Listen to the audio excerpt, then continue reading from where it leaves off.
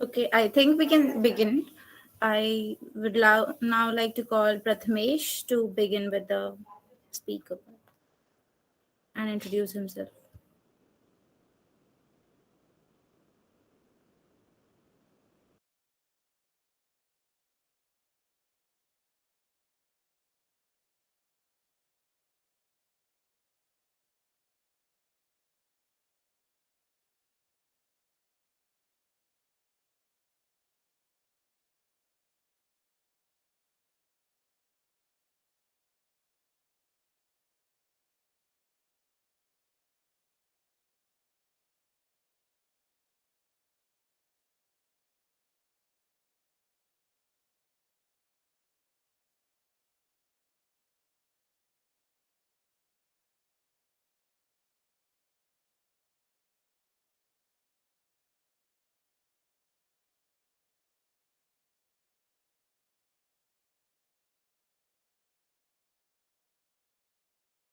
Hello, am I audible?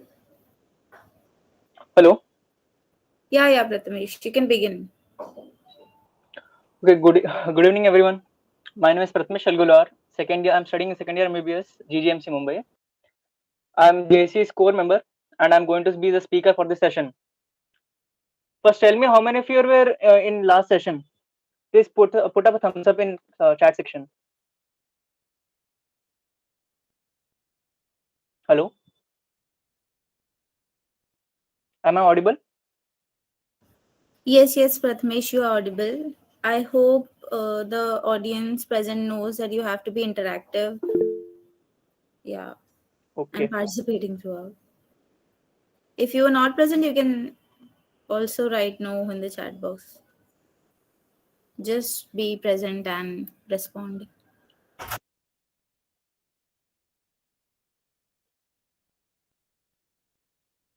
See, if you will be interactive, then only it will be interesting. It is not a lecture. Hello.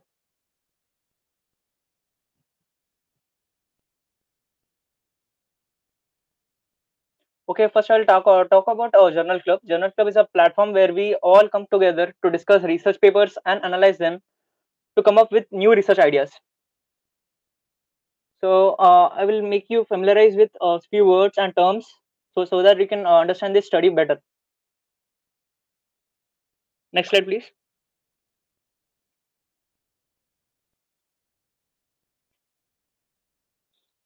Okay, terms used in research paper: double-blinded study, two-way ANOVA, and p-value. Okay, first tell me how many of you know what is blinded? Some idea of what is blinded? You can write in comment section.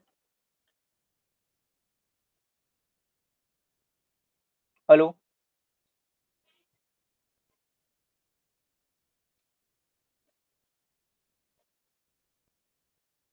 Please be interactive. Hello. You must have some idea of what is blinded. If it is wrong, it is okay. I'll explain it. Give an attempt. Hello.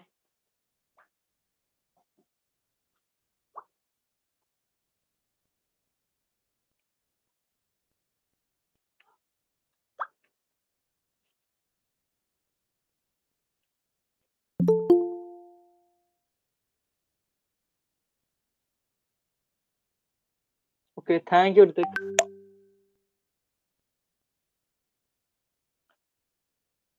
Is as said by Ritik. Next slide, please. Next slide, please.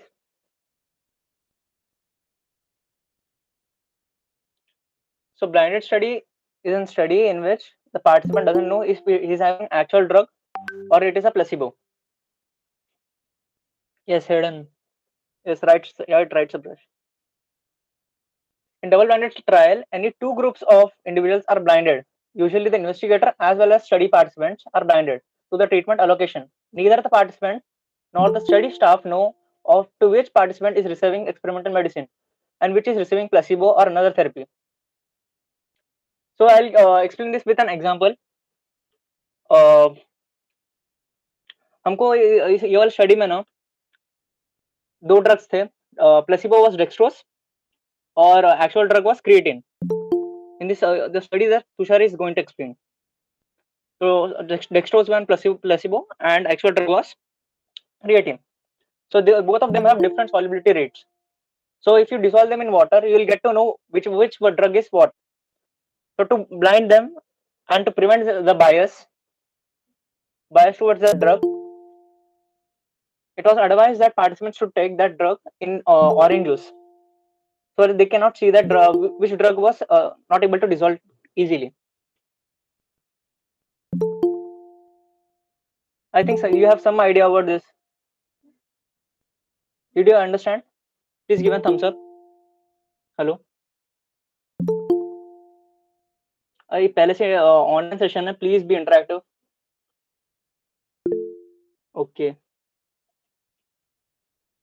does anyone want to understand it better? Is it enough?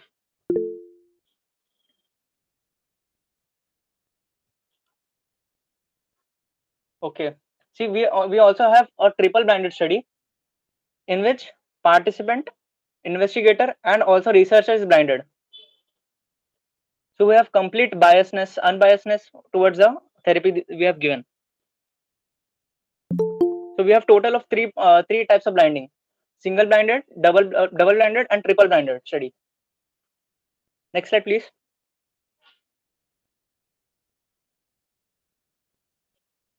Two-way ANOVA. Two-way analysis of variance is an extension of...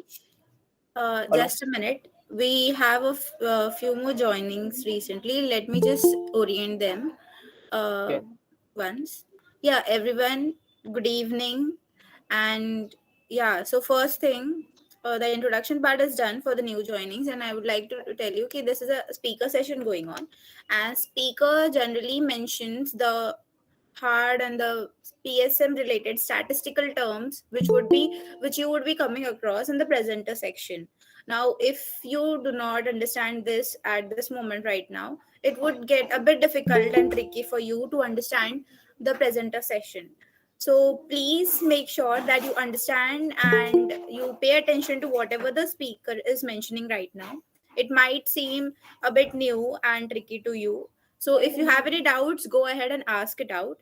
And yeah, can I receive a yes response in the chat box from all those who are actively listening right now? And in case the double blinded study part was not understood by anyone, please let Prathmesh know. He would be more than happy to explain it better to you.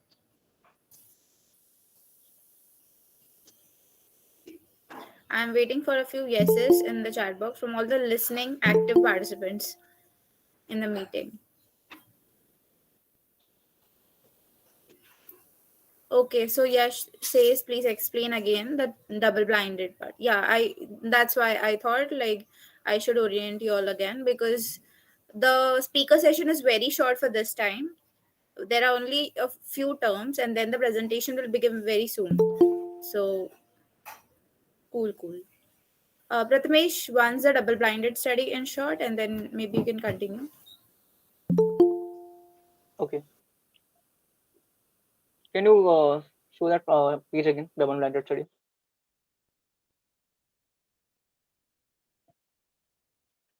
See, what does blinding mean is that the participant doesn't know that he's given actual drug or a placebo. Okay, so in double blinded study, the participant as well as investigator doesn't know that the participant is receiving placebo or a therapeutic drug. ठीक है, दवाई मिल रही है या वो homeopathy की दवाई मिल रही है, उसमें डिफरेंस उसको पता नहीं चलता है. समझ रहे हो? Hello. So I'll read it again. In double blinded trial, any two groups of individuals are blinded. Usually the investigator as well as study participants are blinded to the treatment allocation. So neither the participant nor the study staff know as which patient is receiving the experimental medicine and which is receiving a placebo or another therapy. So both of them don't know if they are receiving a actual medicine or a placebo. Yes, is that clear?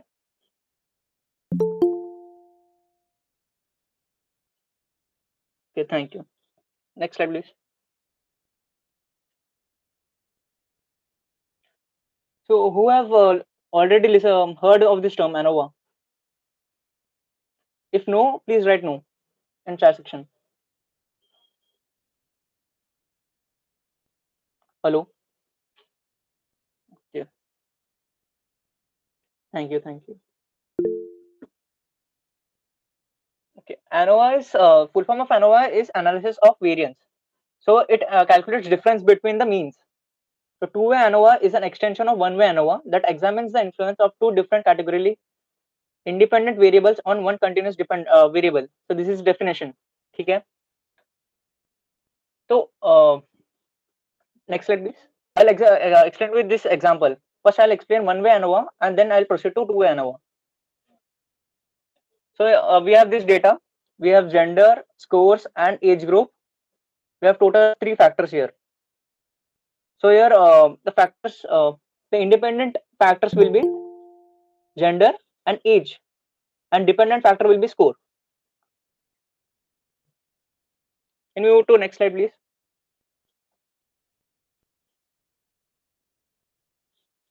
Hello, Sneha. Yes. Should I change Next the slide. slide? Yeah. Next slide.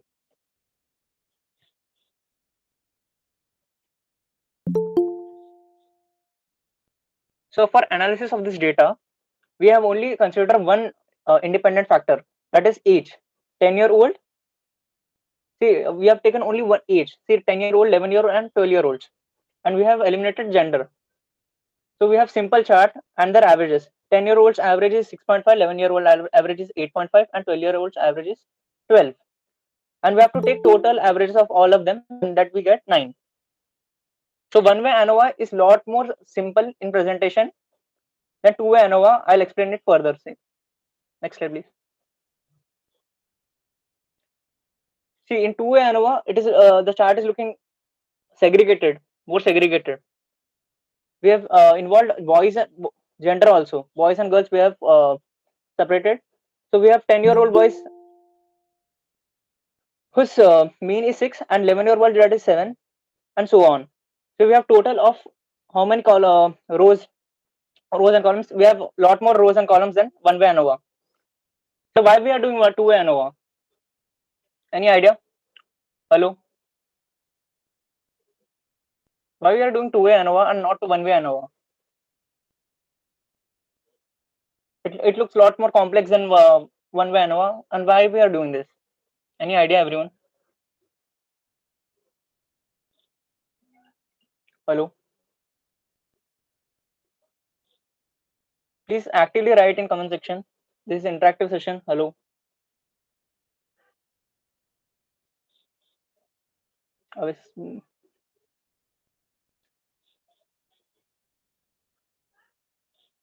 Hello? Am I audible? Prathmesh, I guess people are new to this, and maybe you can guess, by the way. Yeah, Okay. see, Yes, yes. Sabresh is even trying. More precise, right? You're on right track. Okay. Yes, two-way ANOVA is a lot more precise, and we can analyze the data more clearly. So the distinguishing, we can distinguish the data more clearly, and we can analyze them more clearly. So though we get segmented means, so we can analyze the differences more clearly here in two-way ANOVA. And in one-way ANOVA, we can only have hidden means. Is this clear? Hello? Does anyone want to hear this twice? Hello? Again?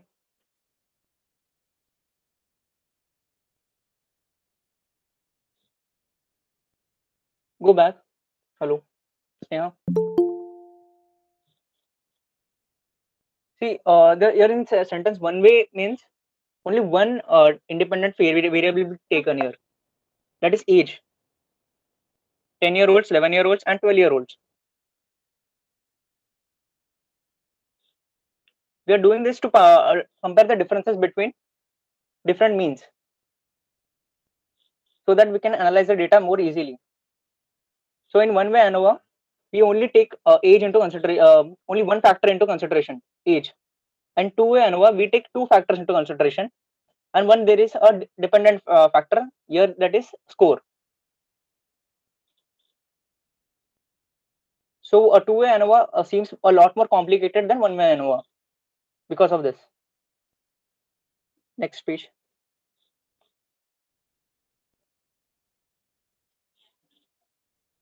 See, we have taken here two factors. The first factor will be gender, and second factor will be age.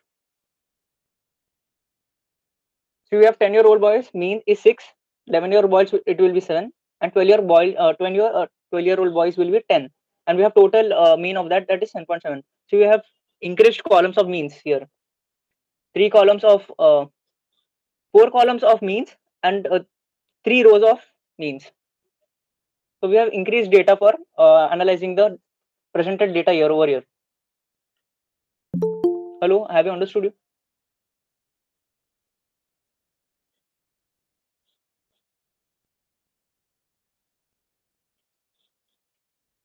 Hello.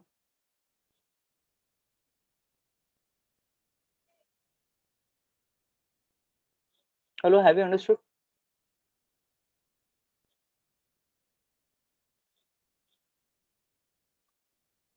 Next slide, please. Okay.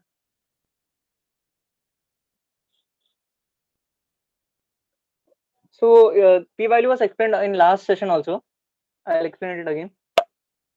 For those who are new, p-value is a statistical measurement used to validate a hypothesis against observed data. A p-value measures the probability of obtaining the observed results, assuming that null hypothesis is true. The lower the p-value, greater is the statistical significance of observed difference, and it should be less than 0.05. So, for example, I'll take for example this study. Creatine has some effects on our body. I have stated this hypothesis, and null hypothesis will be creatine has no effects on our body. So p-value will be the probability of the null hypothesis to be true. Your null hypothesis is creatine has no effects on our body. So the lesser the value of p-value is, the greater is the significance of observed data, the hypothesis we are presenting here. Is this clear? Please give a thumbs up in comment section. Can you please explain it again? Okay. See, p-value is okay, Abbas. P-value is probability of null hypothesis to be true. So what is null hypothesis?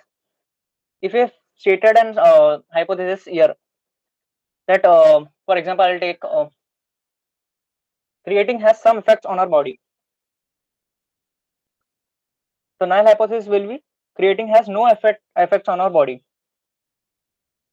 Is that clear? Creatine has no effects on the body. So the probability of this null hypothesis to be true should be lower, a lot lower than it should be lower than 5%. Then only we can state this hypothesis and it is worthy worthy for publication. Got it. Thank you. Can I add on to this, Prathmesh? Okay, please Yeah. continue. So p-value is basically the ability to actually reject any hypothesis. So the main reason for the p-value needed to be quite low, so that the hypothesis, the terms or whatever the statistical data we have derived from the hypothesis seems to be statistically significant. When p-value is quite low, is because now whatever your hypothesis is, there are two types of hypothesis: null and alternate. But we'll talk in terms of null hypothesis. So, like obesity and diabetes mellitus are correlated. This is our null hypothesis. Okay, so p-value is basically mentioning that the higher the p-value it will have, the more you can reject. Like basically, the more ability you have to reject the hypothesis. Now there is an opposite thing. confidence interval. If you have read research papers, you come across these terms: confidence interval, confidence level. There's 95% confidence interval. There's a range of data given in the methods tables, and you find there's confidence interval mentioned. Now this confidence interval is generally 95%, 85%, and mainly it is 95% and more, which is actually mentioning that if the confidence interval is 95%, it means you are 95% sure that the data that you have got in your sample population can represent the data of the actual population. Okay, so the p value is total opposite of confidence interval. The main reason for mentioning about confidence interval was this, because so you can understand why this p value is so much significant. It is actually the measurement of the error. There are types of error in statistics. Again, everything is being evaluated everywhere. So in this, of course, whatever the hypothesis we mention or we put forth, we have the chances, we have probabilities of it being uh, statistically significant, statistically irrelevant. Now whenever a research is done, we have to ensure that it is statistically significant to a major quantity so that it can be accepted, right? So but there are chances of errors in every research paper. Even there's an absolute error, absolute allowable error of about 5%, which is actually allowed in every research. That is the minimal, the maximum error that you can allow. So basically p value is a measure of that errors which are in a study, which are seen in a study. Hence, the p-value should be less than 0.05 for us to consider the data statistically significant. Is the idea of p-value a bit more clear now for everyone?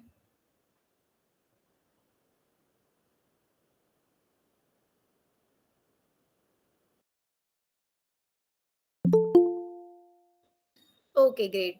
Yeah, Prathmesh, you can conclude your part. Thank you, Sneha. Oh, I like Tushar to call. I'll call upon Tushar to present the paper.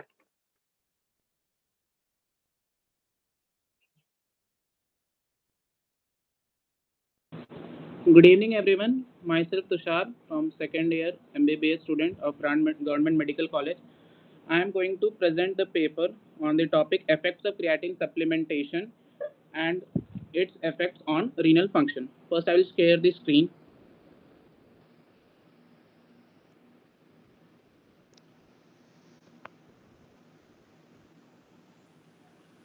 One second, please.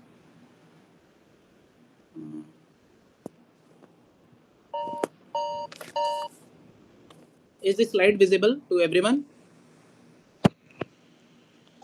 Yes, it is, Tushar. Okay. Uh, let's start the paper. The as we all know, the topic of today's paper is effects of creatine supplementation on renal function. It is a randomized, double-blind, placebo-controlled clinical trial. The authors are mentioned here. Majorly, we can say it 𝔻𝕗𝕗 et al. It was published in European Journal of Applied Physiology at around 2007. Uh, Next slide. Here we are. Let's get acquainted with the important terms which we will see here in the paper. At first, Tushar, yes, sorry ma'am. to interrupt you. Can you present it full screen Uh, in case you're not okay, I'm looking at presenting. it up? Yeah, Yeah. it looks quite Is good. this in full screen now? Yeah, yeah, it is. Okay, then I'm continuing it. At first, we will look the term VO2 peak or VO2 max. Majorly, we know this term, but let me get to this. The definition of VO2 peak is maximum rate of oxygen consumption, which is measured during the incremental exercise. Now, incremental exercise is the type of exercise which is of increasing intensity. Next term is the RER. The RER or respiratory exchange ratio is the ratio between the volume of CO2 which is being consumed by the body and the amount of my mistake, amount of CO2 which is produced by the body and the amount of O2 which is being consumed. Next term is METS. METS is the abbreviated form of metabolic equivalent of task, which is the equivalent objective measure of the ratio at which a person expends energy relative to the mass of that person. It is around 3.5 ml of oxygen per kilogram per minute. Next term is the p-value, which has already been mentioned by Prathmesh. I will just go through the definition. That is the statistical measurement which is used to validate a hypothesis against the observed data. The p-value of 0.05 or lower is generally considered significant. It is also explained already. Next slide is about the introduction of our paper. Despite the well-documented beneficial effects of creatine supplementation on exercise performance, several case reports have been suggested that creatine supplementation may impair renal function, which includes the exercise performance, neurodegenerative disorders, musculoskeletal abnormalities, and mitochondrial cytopathies. While these studies in humans have also indicated that creatine supplementation does not affect renal function. However, these studies have also been criticized by the absence of prospective randomization, the lack of any uniform creatine source and dosage, the limited study power of these studies, and particularly the low sensitivity of the methods which are used to evaluate GFR. The GFR is the widely accepted as the best overall measure of kidney function, as we all know, while inulin clearance and chromium ethylene diamine tetraacetic acid, which is CREDTA of 51 isotope, are traditionally as the gold standard for estimation of GFR. The use of creatinine related parameters alone to estimate GFR is largely inadequate, which we will learn it later. Now we have used cystatin C, which is a novel and specific marker of GFR, which has been used in the assessment of renal function in certain groups of patients. Cystatin C is more sensitive than creatinine in the detection of early and less severe changes in the kidney. Let's get us to the aim of the research paper. Now, the aim of this study was to evaluate the effects of creatine supplementation on renal function in healthy sedentary males of age group 18 to 35 years old, which were submitted to exercise training. Now, the methodology of this study. The study design was randomized, double-blind, and placebo-controlled. We have been well acquainted with the terms of double-blind and placebo-controlled as earlier by the Prathmesh. Now, get to the duration. The subject recruitment, which was done between August to December 2005 from San Pablo, Brazil, through ads in local newspapers, a 12-week double-blind randomized placebo-controlled trial, which was conducted between 1 March to 1 June 2006. Now, the eligibility criteria. The respondents were invited to take part if they were a male, the age group, as earlier mentioned, 18 to 35 years old, and had a sedentary lifestyle for at least the past 7 years, did not have any pre-existing renal or cardiovascular disorders, it is obvious, were eutrophic, non-smokers, and non-vegetarians. Okay. This study was approved by the local ethics and research committee. The subject characteristics are presented hereby in the table. Now, let's us look at the table first.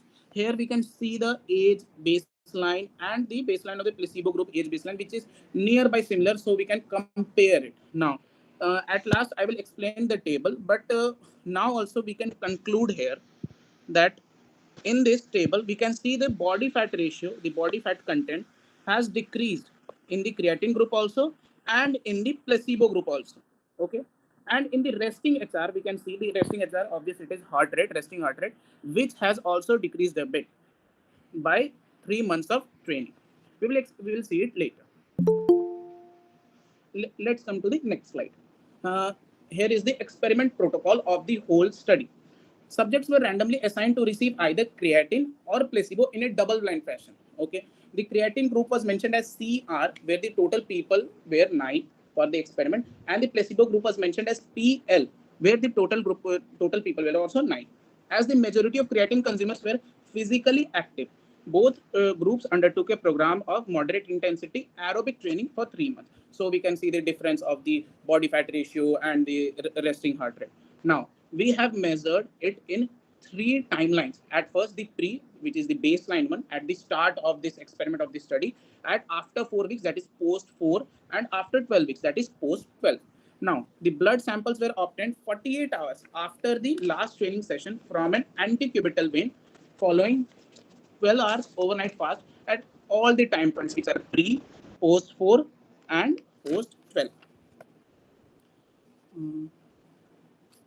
The 24 hours urine collection was also obtained 48 hours after the last training session. Now we will see the creatine supplementation protocol which was given to the CR group. The CR group received the 0.3 grams per day per kg of the body weight for the first week, which is the loading dose. During the loading dose, the individual received the supplementing 4 packages with equal content and were instructed to ingest one supplement package at breakfast, one at lunch, other at dinner, and the last one at 10 p.m. And next, for the 11 weeks, we have given the creatine dose as 0.15 grams per day per kg of the body weight, which is the maintenance dose. Subjects consumed the supplement as two equally divided doses, one during the lunch time and the second during the dinner time. While the placebo group were given dextrose in place of creatine at the same dose. To keep this trial in a double-blind fashion, neither the investigators nor the participants were aware of the contents until the completion of the analysis. Now, the VO2 peak test. The peak oxygen uptake capacity was determined at the start of study using a treadmill exercise test. VO2 peak was obtained when two of the three criteria were met. Namely, first criteria was plateau in VO2. Second criteria was RER, which should be greater than 1.1, and volitional exhaustion. The VO2 max was calculated as Q into CaO2 minus CvO2. It is equation where Q represents the cardiac output, the CaO2 represents the oxygen, arterial oxygen content, and CvO2 represents the venous oxygen content. This is normal to by Fick's principle. We know it as always. Next, the exercise training protocol. Under the exercise training protocol, both groups were submitted to aerobic training 3 times a week for 40 minutes per session for 3 months. It's already mentioned. Running intensity was set at the heart rate corresponding to 70% of VO2 peak. Food intake assessment. The 24 hours dietary recall consists of the listing of food and beverages consumed during 24 hours. Sorry. One second. I have removed the slide.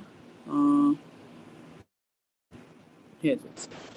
Now, food intake assessment. The 24-hour dietary recall consists of the listing of foods and beverages consumed during 24 hours prior to the recall.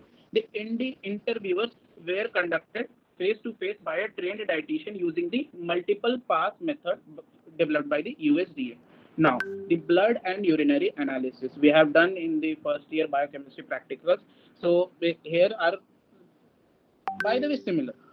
Now, creatinine was determined in plasma and urine using an enzymatic colorimetric test (PAP). Serum and urinary sodium and potassium were assessed during flame photometer. We all know. Cystatin C was measured using a BN2 nephelometer and particle enhanced turbidimetric immunoassay. Now, at last, the exclusion criteria, which is the most important one. Subjects would be dropped from the study if they miss 3 non-consecutive training sessions or 2 consecutive sessions. So, in this study, 4 subjects were subsequently lost. 3 withdrew for personal reasons, where 2 were from the CR creatine group and 1 from the placebo group. And the 1 was excluded because he missed 2 consecutive training sessions. Let's come to here. We can see here. Here is the listing of the whole individuals, where the total individuals which were assessed for eligibility were 103 in number. Now the total individuals which were excluded were 81 because they didn't meet the inclusion criteria. So the total randomized individuals which were selected were 22 in number, where the creatine group was 11, the PL group was 11. Now, here we can see the lost follow-up of two individuals withdrew. So we have got the total analysis of the for the trial were 9, whereas in the placebo group we can see the person who withdrew was 1 and who discontinued exercise training was 1. So the total analysis were 9. Next slide. We are here to see the experimental design by the methodology. Now, It's just the review what we have seen till now. Let's see this also. In the experimental design, we can see before the start of the experiment, we can see the subject screening was done. The creatine HPLC was done. Uh, can I ask to the participants that why the HPLC is done for creatine? Anyone would like to answer? Can answer in the chat box.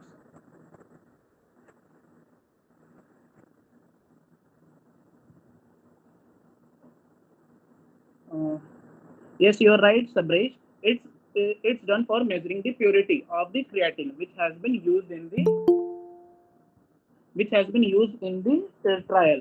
The purity of the creatine was 99.9%, which will be mentioned later on. I have mentioned it now, all by way. The creatine was 99.9% pure, which was measured by HPLC. Next, we have seen the body composition of the person and the VO2 which was mentioned in the earlier table. Now, the supplementation and the training was done during the start of it, this is the pre. Next, here is the fourth week, which is the post 4, where we will analyze the serum cystatin C and the creatinine levels, and all parameters were measured at the post 12. Okay, hope you understood it well by demonstration in the notepad. And let's come to the next slide. Now, let's come up to the statistical analysis, which has been done during the study. The all renal parameters were tested by a two-way ANOVA with repeated measures. I hope you understood it well when Prathmesh explained it very beautifully. Now, the groups, which were the CR and the PA, at time, I have mentioned it earlier, pre, post 4, and post 12, were considered as the fixed factor, and subject were determined as the random factor. Okay, significant levels were set at P, which should be smaller than 0.05. It has also been mentioned, and data should be presented as mean plus minus SD. In the error analysis, we have many times observed it. In biostatistics, we have also studied it. Now, the 9 subjects produced a power of 0.95 in the comparison between groups for cystatin C, which is the most important dependent variable, because it is the first study, according to our authors, it is the first study which used cystatin C as a marker for renal function. Now results, this slide has already been seen, and I've explained it, that the total participants which were assessed for eligibility were 103. Total participants which are excluded were 81 due to because they didn't meet the inclusion criteria. The total randomized participants which were given were 22. They were given in a double blind fashion to two groups: the first creatine group, CR group, the placebo group, PL group, and then the participants from the CR group were total number were 2 withdrew due to personal reasons, and in the placebo group, one participant withdrew due to personal reason, and one participant was excluded because he missed 2 consecutive sessions. Next slide. Now, here we have already mentioned about that the compliance to creatine or placebo supplementation was 100%, and the creatine purity was assessed by HPLC as 99.9%. Now, despite the high dose of creatine ingested by our subjects, there was no report of any deleterious effects assessed through subjective questionnaire by the authors. Now, our authors found that cystatin C decreased at the same rate in both groups from the beginning to the end of the training protocol. That is the main time effect. We can see here in the data that the pre-creatine levels is 0.82 plus minus 0.09. At the for placebo group, it is 0.88 plus minus 0.07. But at post 12 weeks, we can see that creatine has significantly decreased from 0.082 to 0.71. And in the placebo group, it has also decreased from 0.88 to 0.75. Here, the P factor for this all statistical analysis is 0.001, which is much significant, because we have seen that P value of less than 0.005 is considered significant. Now, let us understand this with the help of a graphical representation. This is a beautiful graphical representation of the data which I have seen here. This is a cystatin C level concentration, which has been mentioned here by the study. Here we can see that the cystatin C levels. One second, please. Here we can see that the cystatin, this is the creatine group level, this is the placebo group level. Here we can see that the levels are consistently decreasing of the cystatin C as well as in the placebo group. This is the CR group, this is the PL group. Cystatin C levels are consistently decreasing after the timeline. Here we have seen the V. Okay. Now, it was also observed that the that after is this the same slide? 1 second. Yes, with the exception of one subject from PL group, all subjects showed a decrease in cystatin C. There was the exception of one subject, but rather than all subjects showed a decrease. Here we can see all subjects showed a decrease. Okay, next slide. They pointed out that PL showed a decrease in serum creatinine at weeks 4 and 12, while CR group didn't. Here we can see in this slide that this is the CR group, this is the PL group. In the CR group, it is rather constant. The creatinine levels are rather constant. While as in the placebo group, we can see that the creatinine levels have decreased.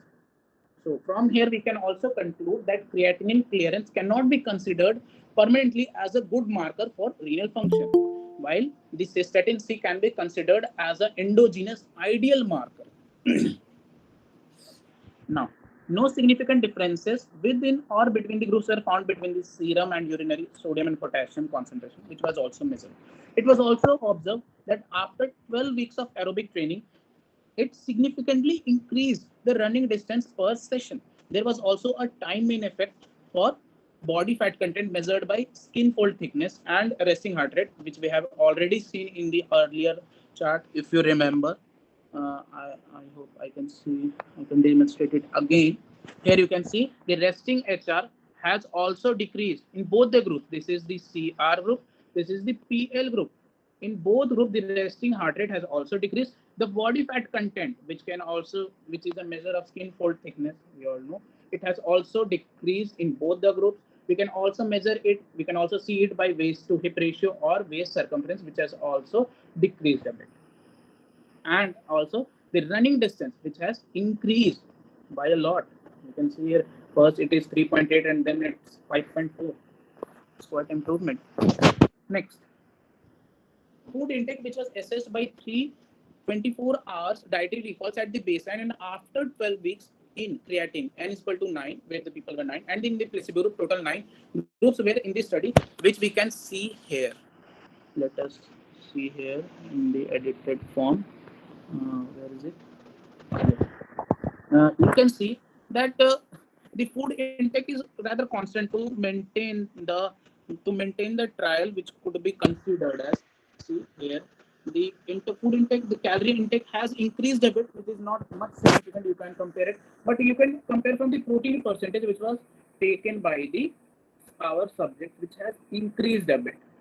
The carbs content has decreased, which is not of much significance, we can say, but we can say it by protein by body weight intake, which has increased, which has significantly increased. 0.1 increase is also a great increase because it has been mentioned in per kg basis. Next slide. This is the graph which I have explained it. Now, let us come to the discussion part of the whole study which we have done. This is the first randomized double-blind placebo-controlled trial to demonstrate that high-dose long-term creatine supplementation, which is around 10 grams over 3 months, does not impair renal function. I mentioned it, does not impair renal function in healthy subjects, which were initially sedentary but undergoing a period of moderate training, which we all are in this phase. In addition, they believe, means our authors believe, that this is the first study to use cystatin C as a marker of GFR in humans, which were supplemented with creatine. Now, strengths of our study, which has been done, is some case reports suggested that creatine supplementation could cause deterioration in the renal function in healthy individuals, but the long-term studies with creatine supplementation have presented several severe limitations, such as lack of prospective randomization, absence of any uniform creatine source and dosage, limited statistical power, and the absence of ideal renal function marker, which I have mentioned earlier. So, now we will see that the classical way to estimate renal function in humans is through creatinine clearance. We all know this, but We also know the metabolism of creatine, where creatine is converted spontaneously to creatinine, and elevation of tissue creatine levels in supplemented subjects will inevitably increase serum creatinine levels, which we have seen in the graph so beautifully. That here I want to show it again. uh, in this one, we can see here in the CR group where they have been supplemented with creatine, their levels in the creatinine levels were increased by moderate training, while in the placebo group we can see no creatine intake led to decreased creatinine levels in the body.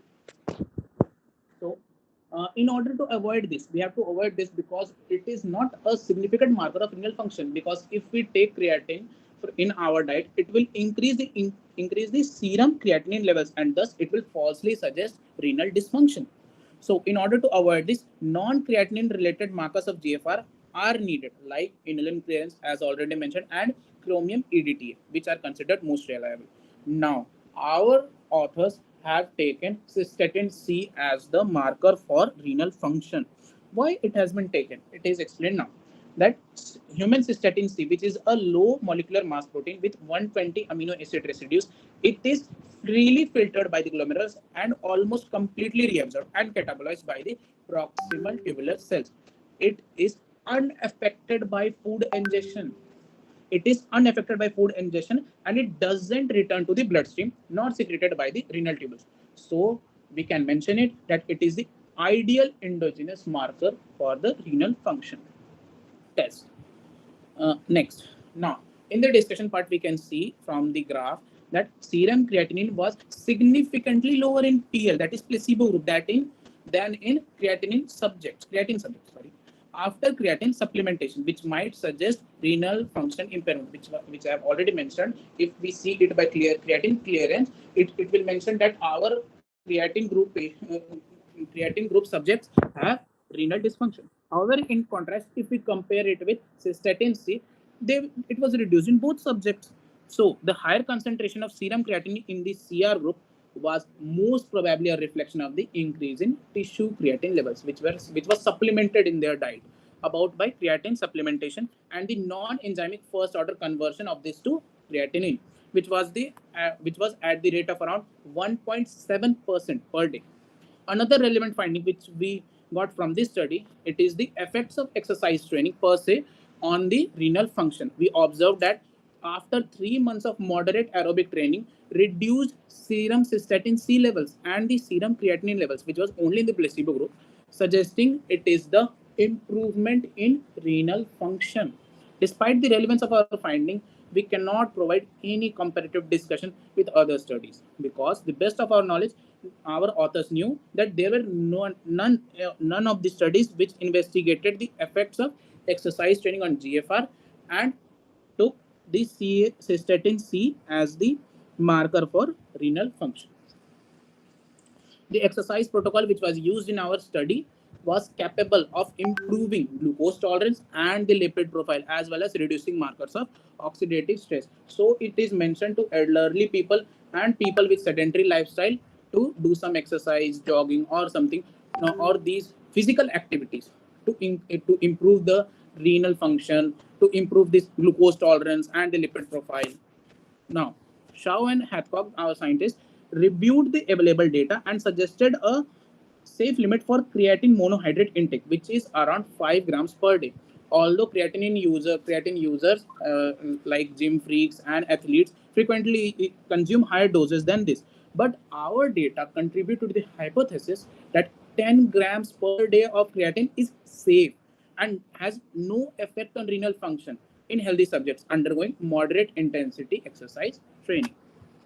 Now, as we all know, how much good is this study? There may be many strengths in this study. There are some limitations. So this study has also some limitations. The limitations are, the first limitation, that we didn't include a non-exercise training group. Thus, although the improvement in renal function appears to be related to exercise training, we cannot exclude the possibility that other factors within the experimental protocol may have contributed to this. Next limitation is that our study comprised of initially sedentary males who were undergoing moderate aerobic exercise training. Means our study is only confined to the people who were initially sedentary but were undergoing moderate aerobic exercise. So our findings cannot be generalized to all, especially to the people who have renal diseases, athletes in intensive training, or the resistant trained subjects, or the non-exercising sedentary subjects, the elderly one, of course. Next, finally, our study did not aim to explore the mechanisms. Therefore, although we speculated that renal function improvement is there by exercising or by aerobic exercises, but we cannot explain how it is being there. The renal function improvement might be the result of exercise training. Further work is necessary to explain the mechanism, how it is being done. Next slide. Let us come to the conclusion. In conclusion, high dose creatine supplementation above that likely to be encountered in the diet did not result in any adverse changes in renal function in sedentary healthy males in submitted to moderate aerobic training during the 3 months. We already mentioned in discussion part. Moreover, our results suggest that moderate aerobic training per se may even improve the renal function. Okay. These are all the references where you can go and study about more about this topic and get to learn about it. And at last, the most awaited slide. Thank you.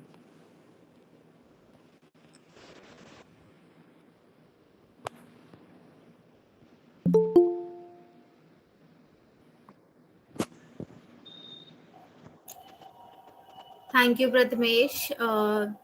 It was a very brilliantly explained presentation with all the annotations and markings.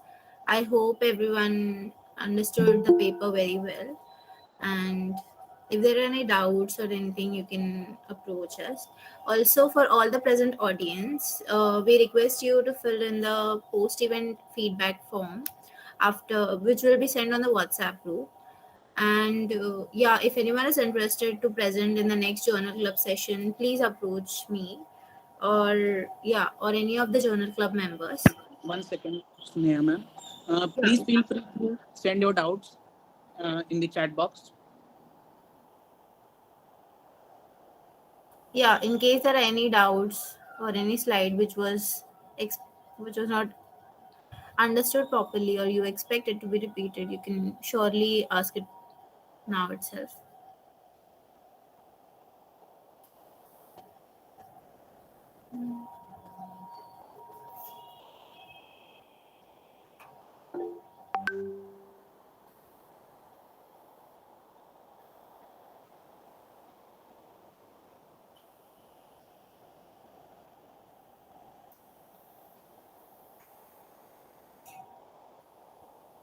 This is also the 1 second. I have seen a doubt here.